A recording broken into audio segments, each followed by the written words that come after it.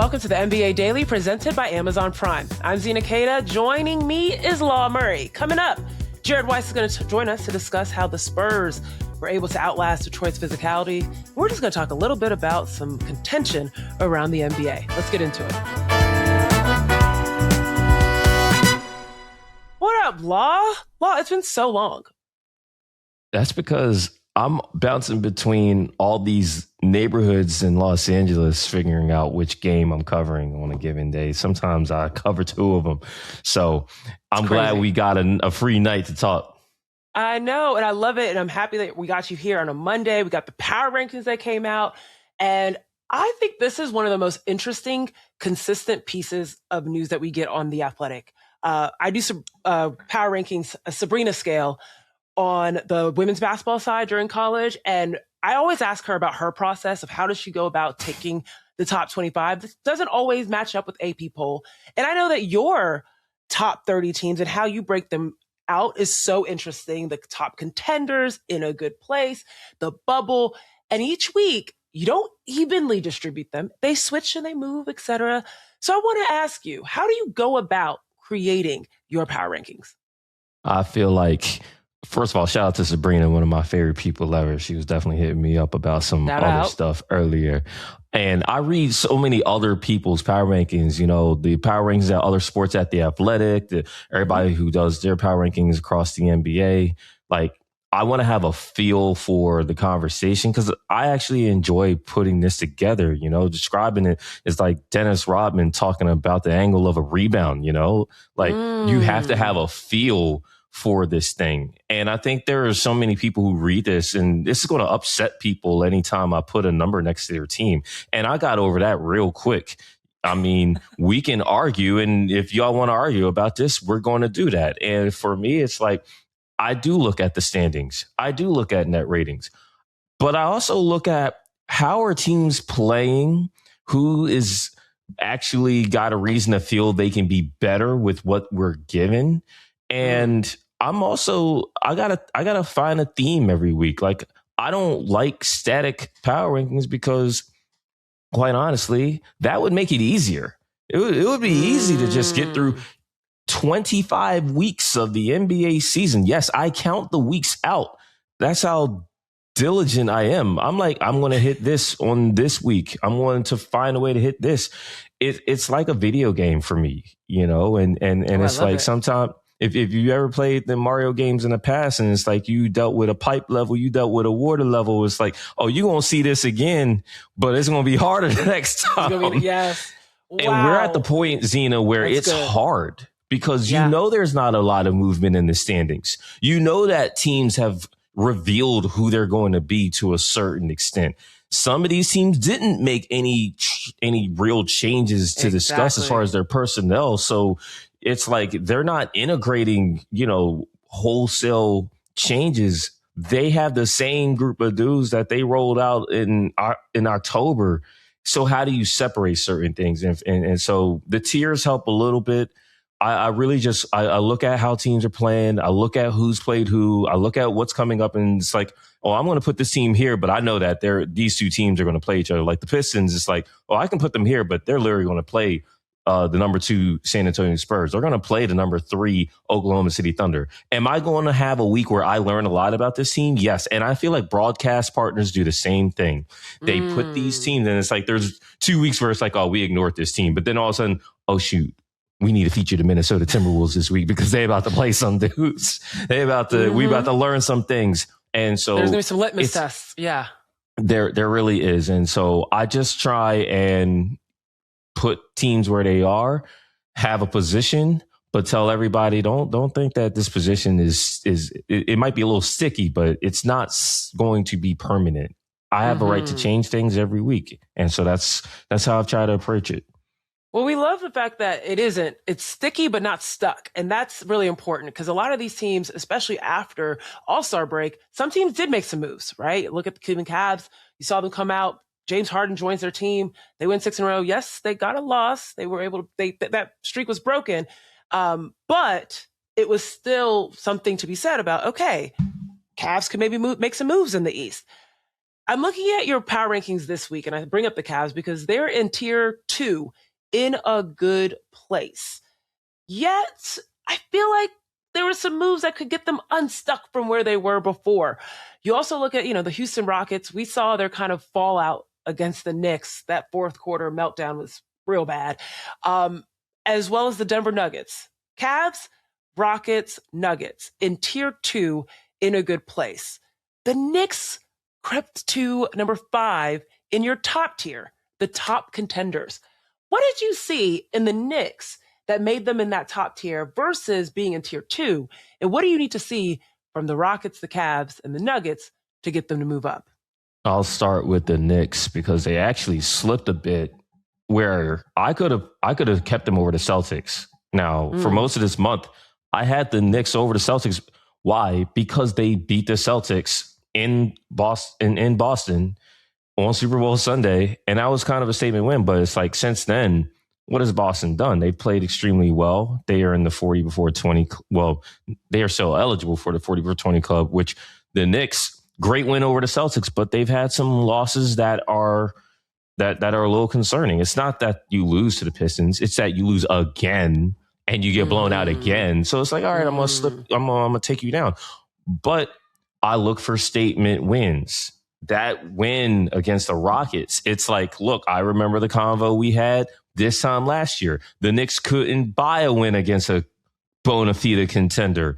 And what did they do in the semifinals? They stole games against a Boston team that none of us saw coming based off of what they saw. So it's like, all right, let me give the Knicks a little bit of equity. Zena, can I tell you something? I stared at that little triumvirate between the Cavs, the Rockets, and the Nuggets for a long time at an ungodly hour. And because what happens is sometimes you take the power rankings and you're looking at two teams, and that's easy. Hey, have they played, especially recently? Who's playing better? What's the record looking like? Are they blowing teams out? That kind of thing.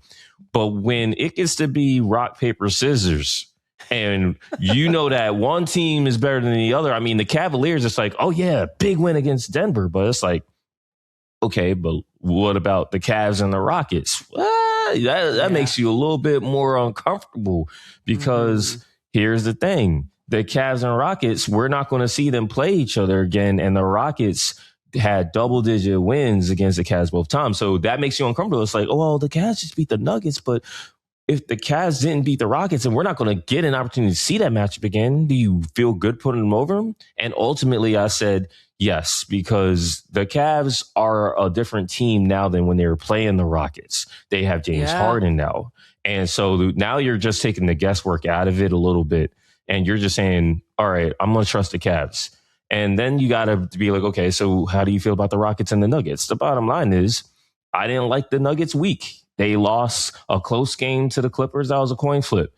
It was a little bit less of a coin flip how they lost in Golden State. Yeah, and the theme to both of those losses is the fact that their defense does not make me feel good. Do you feel good about the Denver Nuggets? Yes, because they have championship equity. But what they don't have is the kind of defense that makes you think they're going to repeat that, and the health. Everyone loves to, and this is a big thing with the power rankings, everyone loves to say, oh, we're not healthy. I'm sorry, I still got to rank you. I can't rank 20 teams this week. I got to rank 30. Right. This is that. See, how often do fans do this? They say we can't be fully judged because we don't have our whole 15-man available roster.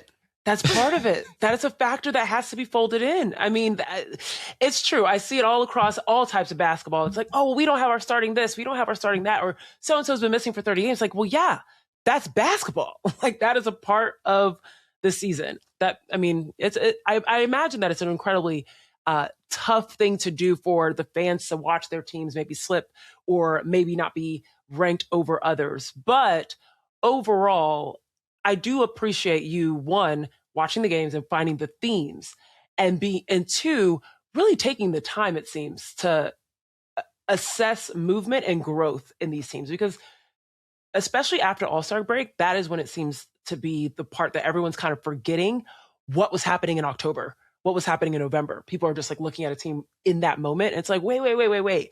They've come a long way though, or they've actually regressed. You have to establish some things. Those games earlier in the season, you might not be that version of team anymore. But that game is going to be relevant if you see that team again. And you have to remember that. And the thing I like about the schedule, because we talk about all the things we don't like. That's one of the many gripes about NBA coverage, 82 games. No one talks about 82 games because it's a good thing. Right. But the thing with 82 games is in a 30-team league, everyone will play each other, right? You don't see this in college. You don't see this in the NFL, for instance. NFL, you got people being like, we haven't played them in 3 years. Oh, man, that's so... Like, no, in the NBA, a league where there's a lot of different play styles and a lot of different approaches, it's like you are on a moving train. And those stations on that subway train are the teams you have to face on your schedule. And you know what? The door might open up and it might stank a little bit. It might be a lot of people getting off and it might be a little empty because it's the second night of a back-to-back. I take this analogy so many ways. That's how I look at it, though. It's like, yes, you do have to consider when you're playing these teams. But the thing is, the train is going to stop at all of these stations. And I have to be aware of that. And we're going to have some takeaways. Some are going to be more significant than others. This is a league of small sample sizes that you're going to have to eventually come to some kind of conclusion. And so it's a lot. I look at these box scores every single night after these games are over, and I look at who's playing, and I look at who's playing well, and I have my questions, and I go to these games because every now and again I get to ask some questions. But it's a weekly process. I reset it every week. I love this, and I love this analogy, and I love the basketball brilliance that always comes out of Law. And you talk about small sample sizes, where one sample size started last night when the Pistons finally took on the Spurs. On the other side of this break, we're going to talk about that with Jared Weiss. Don't go anywhere, y'all.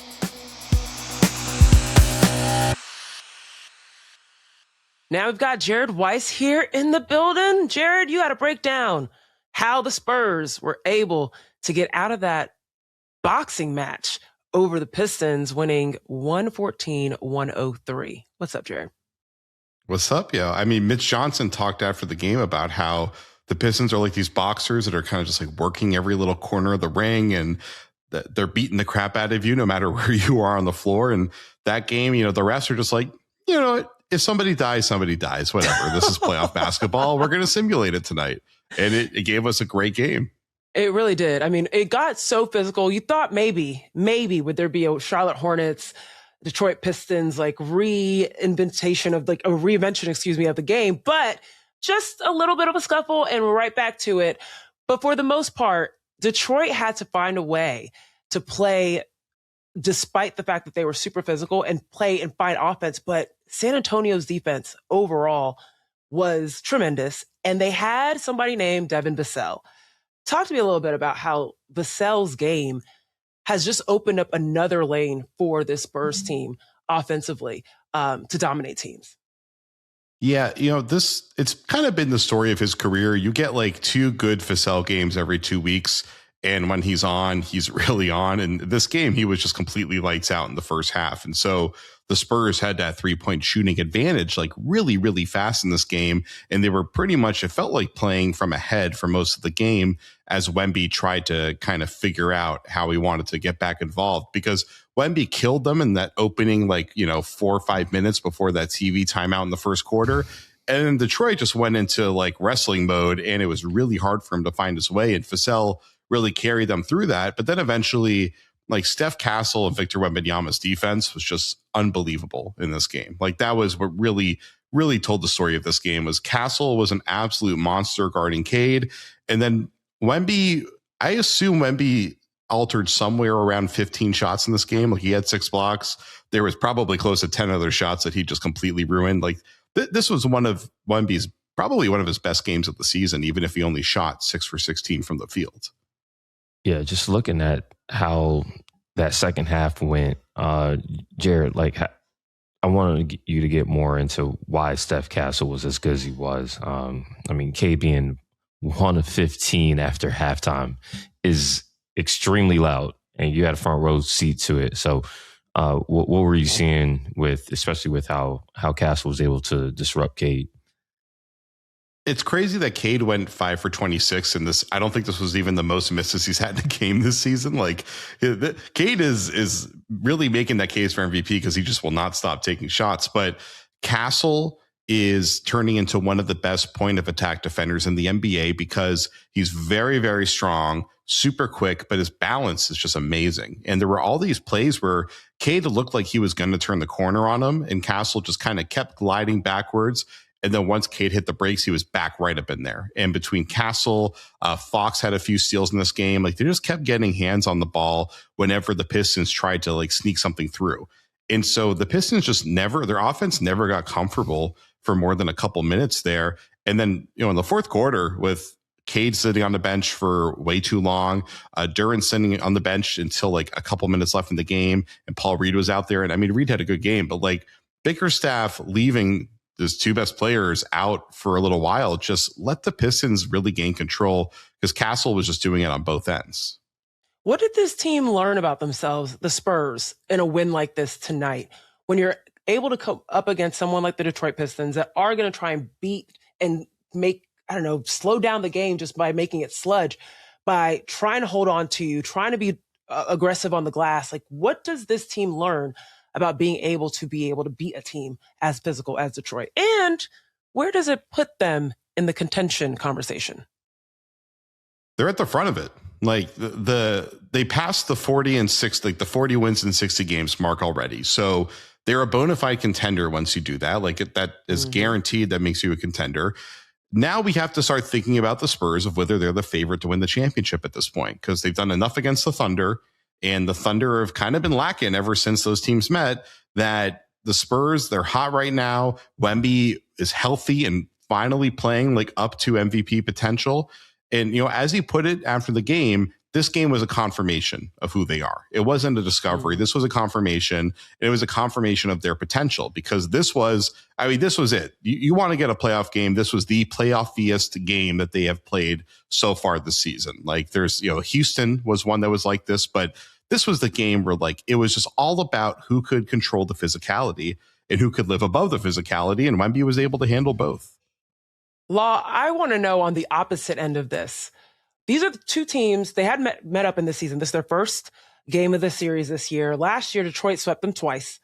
And we know that Detroit coming into this game, they were on a 5-game winning streak. Spurs were on an 8-game winning streak. It felt like it was time for them to meet up and be able to say who's the better team, regardless of record, regardless of what's going on. Detroit wasn't fully healthy. I say healthy because Isaiah Stewart wasn't available, right? But it felt like the Spurs were able to take full control of this game just plainly because they outmastered this game. They played defense cleanly, they played offense cleanly, and they were just able to outlast the boxing match. What does this say about Detroit? Do they have to pivot in the way that they're playing when they're going up against teams like the Spurs? I really liked how Detroit responded, because they got punched in the mouth early, but in the first quarter, they're leading. They were playing with so much energy. I mean, Jared, like, I definitely am going to want to hear more about what that environment was like in Little Caesars Arena, because it clearly felt like Detroit played off of that, especially their bench, especially Ron Holland. I feel like this was just more about skill. I mean, Detroit outscored San Antonio by 18 points in the paint. They were even in the mid-range. Detroit made more free throws, even though they attempted the same number of free throws. But if you're going to have Devin Vassell make as many threes as your entire team by himself, one dude, I think that's where you have to look at. I think Detroit is going to want to have this game again.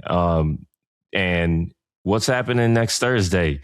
Right there deep in the heart of Texas, these teams are going to play again. So I'm not going to overreact to what this says about the Pistons. The Pistons are going to have their shot. I think it's great for the Spurs. They went in there and they did their job. And now Detroit, they know that they have to show that they can respond, because that's playoff basketball too. You get a game and then we see the same teams play each other in a short time frame. And in the regular season, the following week is pretty short. So I want to see what the response is. I want to see what those adjustments are. You're going to get hopefully a personnel adjustment with Isaiah Stewart coming back. But also San Antonio gets to have their home crowd ready for this. And I think that's great regular season theater right there. Ooh, I like this. Okay, Jared, play chess for me with Beef Stew coming back. I was going to say Stewie. I'm WNBA right now. But Beef Stew coming back. Play the chess game. We saw when Wemby was off the floor, Luke Cornett had his moments where he was looking soft up against Jalen Duren and Paul Reed. What's going to be the answer for the big position, just down low on the glass, when they get a chance to match up again and Detroit is at quote unquote full health? You're right, because Paul Reed did have a good game, but Stu, not only is he going to shoot the ball, but he's going to be like an absolute terror down low. His defense has been amazing this season. And, the Spurs, their offense has been designed to live in the floater range for the most part. They don't get to the rack a ton, honestly, in the half court. It's mostly in transition. And Victor getting to the rack is actually kind of new, ironically, for a 7'6" guy. He hasn't been getting to the rim all the way until really the last few weeks. So, having Beef Stew out there, who's just another guy that's going to try to break one of Wemby's ribs and send him to the ground, another guy that's going to be boxing him out over and over again, is going to make a difference. So that's why we can't take too much finality out of this game. Also, Asar Thompson didn't have much of a game. He only played 18 minutes. Like, he's been huge for them so much this year. So Detroit can do a lot more than they did in this game. But at the same time, what Victor did defensively was just like, it might not matter what Detroit does defensively. They might not be able to score 100 points against this defense. You know what I liked about Victor's game, Jared, and I want you to shed more light on that. The first three quarters, it looked like he was getting worn down from Detroit's, just what their intention was to take him out of his game offensively. I think he still had a double-double through three quarters, but he made only one shot through three quarters, and I'm pretty sure it was an alley-oop from Steph Castle. The fact that he was able to have, this is his fourth quarter stat line, 11 points, 6 rebounds, 3 assists, 4 blocks, 5 of 6 free throws. So he's drawing the fouls as well. He drew Cade's 5th personal foul early in that fourth quarter, and I know that had a lot to do with how Cade finished the game. I mean, what do you think that says about Victor's ability to understand how a game is going and to still assert his dominance before the final buzzer? I think we've seen at this point the healthy Victor, which has been about a month or so now of him being like really, really healthy. He usually gets off to these hot starts where the teams are just like, what the hell do we do with this guy? He'll come up with like 8 points really fast. And then he kind of disappears from the offense for a little bit. And he just focuses on defense at that point. And that's where you just see him really lock into zoning off the paint. Teams are just not getting there. And as time goes on, they get more stops. The guards get out running. Castle really takes off. They get Champagny and Vassell and Barnes shooting. And the team tends to be fine through those moments. And then he comes back in the fourth, and that's where he's like, all right, I'm forcing it. And that's when usually it's been going pretty well for him. So he's kind of got a bit of a formula down here, which is what most stars have, right? Like a lot of stars, they're huge early. Maybe some of them carry you in the late third quarter with the second unit, and then they're huge in the fourth quarter. Like that's generally how it goes. And I think he's got a pretty good rhythm going now of how his impact is going to be. Now, he's not scoring at the level that he needs to like really be the MVP. There's still another couple steps he needs to take. He still is sloppy with the ball at times. And we saw in this game, he had a few of those kind of wacky turnovers he'll have where he tries to drive through traffic and then the ball just like shoots like 30 feet up in the air because somebody got a hand on it. Like there were a bunch of those, but he kind of got a feel for how to draw fouls as the night went on. And you saw the game that he had. Like he had a really good, complete game. And so I think we're going to see more of these where he kind of slowly feels his way through the game, knows what he wants to do in the fourth quarter, and then he puts his foot on the gas, and it works really well most of the time. Jared, the Spurs now are 7-1 against top 5 teams. What else do they have to learn? You talked about Wemby saying that this was a confirmation, an And I really would say an affirmation probably, because I don't know how much of a question they had about it, but just being affirmed in how good they are and how good they are in the Western Conference, but overall in the league. What else do they still have to learn, especially after we've seen them go up against OKC in the way that they have, go up against these other, the Knicks, go up against Detroit? What are you still looking for? And maybe what are they still looking for in this season? They have nothing left to prove at this point. Their championship credentials are pretty much locked in. Like we can see it. They are playing like a championship team right now, at least relative to the rest of the league. You compare this to like what the Thunder were last year, what the Celtics were the year before. There isn't a team that's playing at that level right now. They're not quite at that level. They're not a great team. They are a very good team in an incredibly deep league. This is what we get in the parity era. We've got incredible parity. There's like 9 teams that you can see winning the championship right now, and that's even before Jason Tatum, it seems, assuredly comes back with the amount of marketing that they're doing for a Jason Tatum comeback. Like if he doesn't come back, it's gonna be ridiculous. So I think he's gonna come back at this point, right? Yeah. So I don't know what happens with the Celtics at that point. That's the only team that's like an unknown, but we've seen what they can do against OKC. They can match up really well against them, and I don't know if I can give them the edge over the Thunder just because of who we know the Thunder to be, but they've done enough at this point of the season to be like, yeah, we probably should give it to them. They've earned it at this point. They have now shown that they can beat the Pistons. We'll see what happens. Is Beef Stew going to be back for that second game? I think he's going to be back. So we'll see in that rematch, but like, there's not a lot more for them to do. Castle's pretty clearly established as a all-star caliber point guard right now with his two-way impact. Fox has been good this year. And, in this game, he went 4 for 17 from the field, but watch the way he controlled the tempo in the second half. Like his tempo control that's why he was the all-star for this team. Also, maybe because Adam Silver had to give it to him, but like, Fox's feel for how to control the tempo of that offense is so good. His defense has actually been pretty good. Like his defense was very good in this game. They have a few guys that are established. We know Champagny, Barnes, Vassell, Keldon Johnson. They're going to get decent shooting nights from 2 of those guys most of the time. That's usually enough for them to win. The games where they have nobody hitting shots, that's when they lose. When they have a few guys hitting shots, they tend to win just because Victor's defense is that good and their point guard play is that good. So there's just, I watch this team every day, and I don't know. I don't think there's anything else for me to learn at this point. I think we just need to see them play in the playoffs. It's as simple as that. Yeah, the playoffs thing, Jared, is what I'm fascinated by, because it's not like even the veterans have a limited number of playoff games under the belt. Fox has played 1 series his entire career. Barnes was on that Kings team that Fox was on. And obviously Barnes has a ring, but also Barnes has not played in a lot of playoff games and series over the last decade. So knowing that you've seen this team and been around this team, it reminds me of the Thunder from 2 years ago when they were the 1 seed, but they got through their first series against the Pelicans, no problem. And then they ran up against the Mavericks, and the Mavericks wound up outlasting them in 6. Is there anything that these next 6 weeks can do, these next 6-7 weeks can do, where they can prepare at all for the scrutiny of that stage, other than just play the games? Yeah, I mean, the big question mark for them is it's Castle and Wembanyama who have this, huge roles in the offense.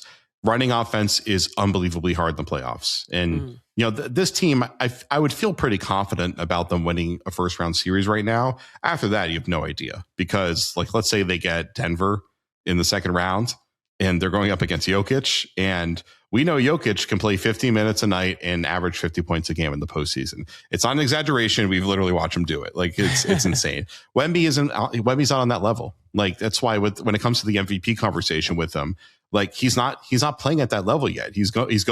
It looks like he's going to get there. I'm not too concerned about him getting to that level one day, but he's not there yet. He's only in his 3rd season. His offensive game is still a huge work in progress. He does not have the control, the comfort, the variability yet to just seamlessly go through a game and make adjustments the way guys like Jokic and Shea do. And that's why those guys are championship level players, because you can't take them out of the game. Like they adjust as fast as you do.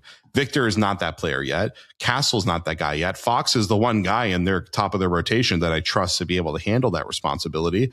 But like they're gonna fall off. They're gonna be down in the series at some point, and we'll see if their talent can get them back in it. That's, I guess, the question. And we've seen them win a lot of these games over and over. This was a good example. Like they were down at one point in this game. They really seized control in the second half. They got the Stars in foul trouble. They took control. I don't know what happened with Durant in the fourth quarter there and why he wasn't playing for a while because he wasn't in foul trouble and he was having a great game. I don't know. But either way, clearly, they're a matchup problem for teams to the point that they'll take their second best player out of the game. So like they're doing everything they can. And this is just like, we just got to see what happens when, their feet meet the fire. And I expect them to struggle in the postseason, but they do have the talent that they can still get through it. Well, this matchup is coming up very shortly, as our boy Law just pointed out, literally this week. We'll see what happens when they get a chance to play again to close out the series. Thank you for your basketball brilliance, as always, Jared, for joining us. Anything you got for us to read coming up on the site? We just talked about, I got a story coming out on The Athletic by the time people are listening to this that should fit into it very nicely. Jared, thank you as always. Go read him at The Athletic. He's got a story on last night's game, as well as Law Murray. Thank you both for joining me. This has been The Athletic NBA Daily, presented by Amazon Prime. Have a great day.